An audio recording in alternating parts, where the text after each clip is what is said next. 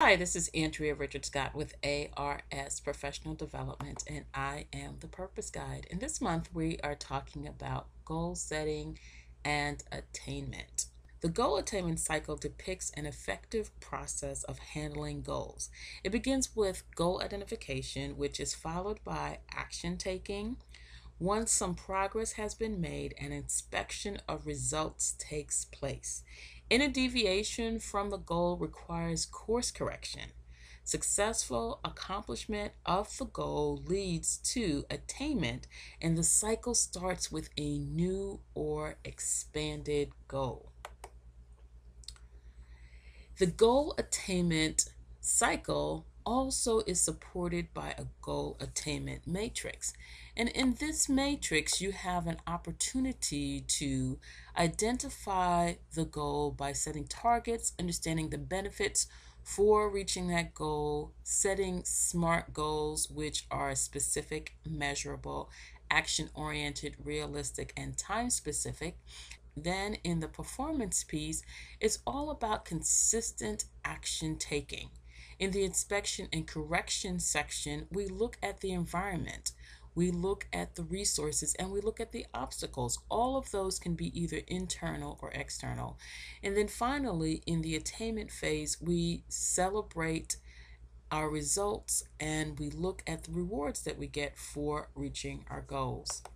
Mahatma Gandhi said action expresses priorities. And I think this is very true because whatever you do really shows where your priorities are. We may say that we want to do one thing, or we may say we want to go after a specific goal, but if we are not consistently taking action towards those goals, then they are not priorities at all. Step one of the process is all about identification. And we're going to take a look at our targets and our goals. The sooner you identify your targets and goals, the closer you will be to achieving them. Your targets and goals describe what you'd like to accomplish in the future. They are dreams with a definite purpose. Without them, you may go aimlessly from day to day, month to month, or even year to year. You must identify your targets and goals that you are working towards. In some cases, simply stating them will put them on autopilot. In other cases, you'll have to apply yourself like never before to ensure that you stay on track. In terms of the targets that we are going to go after, these are something that you're shooting for. It's your bullseye. You'll never hit a target that you don't define. It's important to have targets that you're focusing on with your team.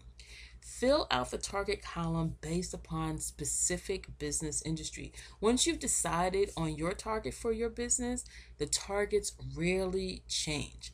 But the values that you assign to them may change from month to month or year to year, depending upon your business and your preference. It's important to have a structure that you will always focus on.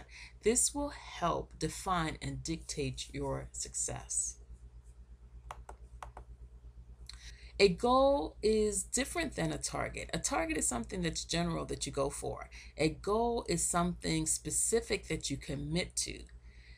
SMART is an acronym for specific, measurable, action-oriented, realistic, and time-bound. So, under specific, who, what, why, where, when. Under measurable, tracking your progress. Under action-oriented, all activity isn't action, so you have to figure out which one of those activities are going to drive you towards your goal. They're really action steps. Realistic, they need to be obtainable and achievable. And time specific, when are you going to do it? What day? What time? Very, very specific. So for example, how many calls are you going to make and what time? Put that on your calendar. How many meetings will you attend? How many networking events will you attend? Set your dates for your next month, your next quarter. Put them on your calendar. Put a stake in the ground. Example, new clients. When are you going to do this by? Don't wait until the end of the month. If you say by the 15th of the month, you have the rest of the month to renew your focus, get your support, and pull out all the stops. So here's our action challenge. What I'd like you to do is identify the targets that you will set. These targets are in support of your overall objective. So go ahead and identify 10 things you're going to focus on. Don't do too many more than that, because the more we put on our plates, the more difficult that we find it is to keep focused on what we're looking at. The second piece of the action challenge is to set SMART goals for at least one of those targets that you've identified.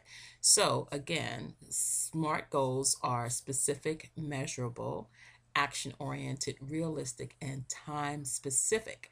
And so we want to make sure that each one of the goals that you set for those targets that you've put in your first section, we want to make sure that they are in fact SMART goals. Michael Jordan said some people want it to happen, some wish it would happen, and others make it happen. And that's what this whole process of goal attainment is all about. It's not about wanting something, it's not even about wishing something. It really is about setting your goals and making sure you take specific steps towards making sure those goals come to pass. Step 2 is performance. So we're going to talk about action systems and repetition. Goals are nothing without action. No matter what you plan, you will never get very far unless you put one foot in front of the other and take action to get to your goal. In order to successfully accomplish anything, you'll need to put together a solid action plan. Have you ever heard the old adage, if you fail to plan, you plan to fail? Well, absolutely, that's true. So this step is all about putting that plan in place for you to take action towards your goals. Action basically is repetitive action that's going to get you towards your goal. You need structure and systems as well as consistent repetition. There is a distinct difference between action and activity. So break your goals down into key repetitive actions required to support the end game that you desire.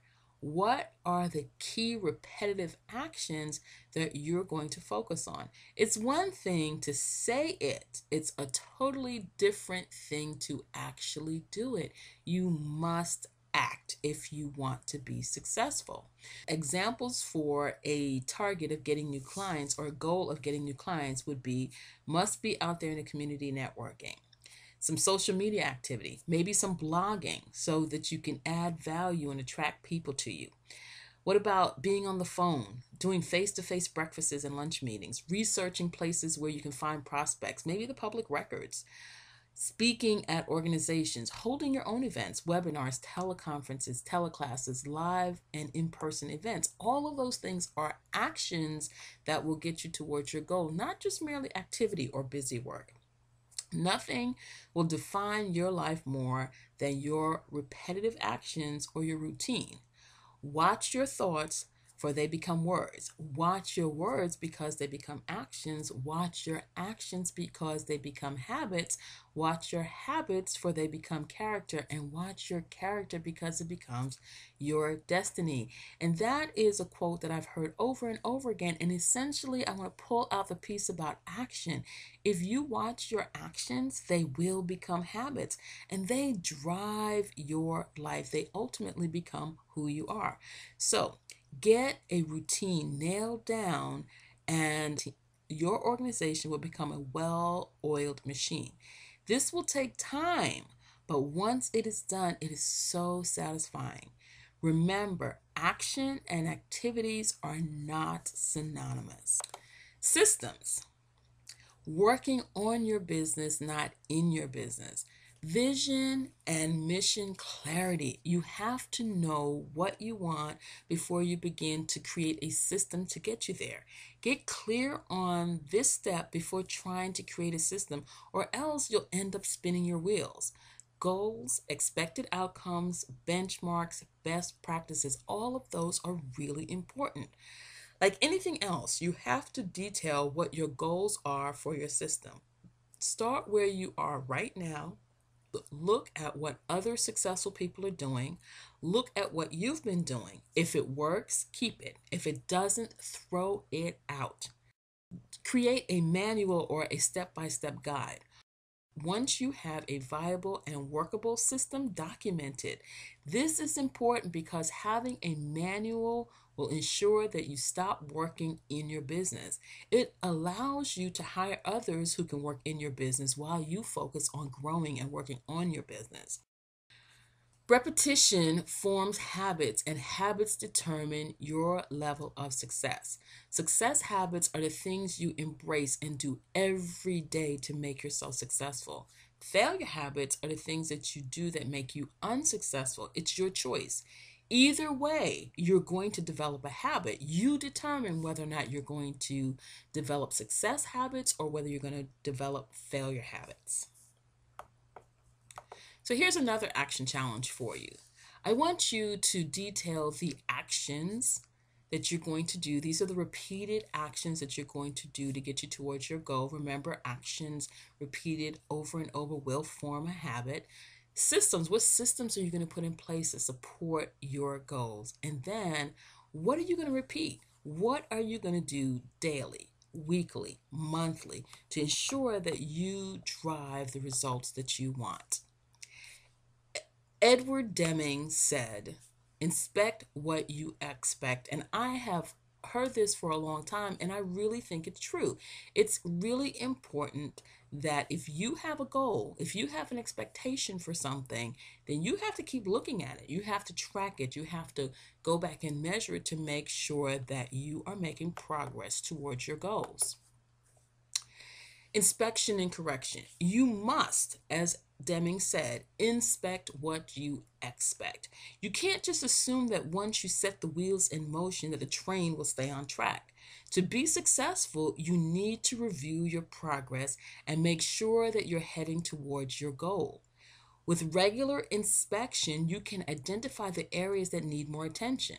Whatever you practice, you will perfect. So, inspect what you are doing so that you develop the habits that will lead to success. Once you identify something that is not in line with your plans, you need to make adjustments to correct it. You are bound to run into obstacles and challenges along the way to your goals. That is why it's necessary for you to be vigilant. It's easy to get sidetracked or detained by those obstacles. Small adjustments on a regular basis will make sure that you stay on track. So let's look at your environment. So there's the external environment and the internal environment. And I want to talk to you a little bit about how we manage that to make sure that we stay on track with our goals. In our external environment, let's look at the physical environment first. What does your office look like? Is it functional? Do you like being there? What routine have you put in place in your office in the way that you set things up and the way that you conduct business? Is it conducive for you to do good work? If it's a mess and you can't find what you need or you don't have the tools that you need to get the job done, you're going to have a very hard time meeting your targets. It doesn't have to be fancy. You don't have to invest a lot of money into it. It can be your kitchen table with a phone and a computer. It's all about what works for you. The key component is that you are impacted by your environment. Neuroscience shows that our brains are impacted by our physical environment. Maybe you have several routines or environments that you use throughout the week. Your kitchen table, your car, that's fine as long as you make each one conducive to getting work done. You're in charge because you can work anywhere. What does your physical world look like? This will make a difference in your level of success. What about your professional and personal associations? Are you surrounding yourself with people who hold you up, like your team, accountability partners, mentors, and other colleagues? Or are you around naysayers who deflate your balloon and feed you defeating words about your ability to be successful? Remove these influences from your life. Sometimes it's impossible to get away from them if you live with them like family members, let's say. then you need to limit your interaction with them and purposely seek out external resources that meet your need for support, nurturing, and positivity. Reach out to colleagues. Do what you need to do to surround yourself with people who actually support you and what you're trying to do. Internal environment. When people say negative things, we run the risk of picking up that negativity and repeating it back to ourselves. No matter how much negativity surrounds you, it is your responsibility to be your biggest cheerleader. It's amazing how most people criticize and debase themselves. They say things to themselves that they would never say to other people. They have little recordings playing in their heads that tell them that they're no good and that they'll never make it, that no one will support them, and that they are a failure. One good way to get out of this habit is to say cancel, cancel. Whenever you catch yourself repeating or playing self-defeating recordings. Another way to condition yourself is to snap a rubber band for every negative and defeating thought that you have. You may eventually form a welt in that area, but it's a painful reminder to stop undermining yourself. Eventually, this conditioning will allow you to form new positive pathways in your brain so that you can stop unwanted behavior. Eventually, you will wear a new groove in your records so you can start playing a new tune. What world are you living in? Are external and internal factors drawing you towards your goal or pushing you away from your commitments? Let's look at resources. Resources are people and tools that will help you to get things done. It's up to you to understand and be aware of your resources. But it doesn't stop there. You have to be willing to use them. Reach out to the people that you know and ask for help. Ask and it shall be given to you. A lot of times we miss out simply because we don't ask for help or what we want. In fact, we sometimes resist even asking for the business or the sale. Obstacles. So obstacles again can either be external or internal. So we're going to talk about those challenges and people and your Achilles heel and your saboteur, those things that stop you from getting what you want. On the external side, these challenges are bound to arise. The question is, how do you handle challenges and adversity? Do you rise up to meet a challenge with a by any means necessary spirit, or do you give up at the first sign of trouble?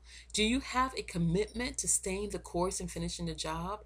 Are you committed to being the last person standing? Then there's also people who let you down. Human nature, people are fallible. Sometimes we are disappointed by the people we trust. Other times, people will stand in our way of success. At times, we'll have to let go of people. Other times, we'll simply have to ignore them. And still others will have to get over past hurts and disappointments in order to move forward. Internal. What's going to stop you? We all have an Achilles heel. At some point, we all engage in some form of self-sabotage.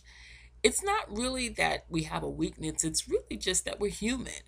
How do we go about stopping ourselves? How do you stop yourself from achieving your goal?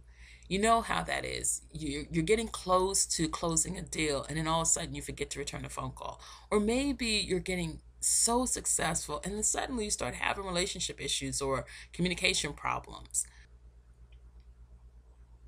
It's like having a built-in thermostat set on 78 degrees.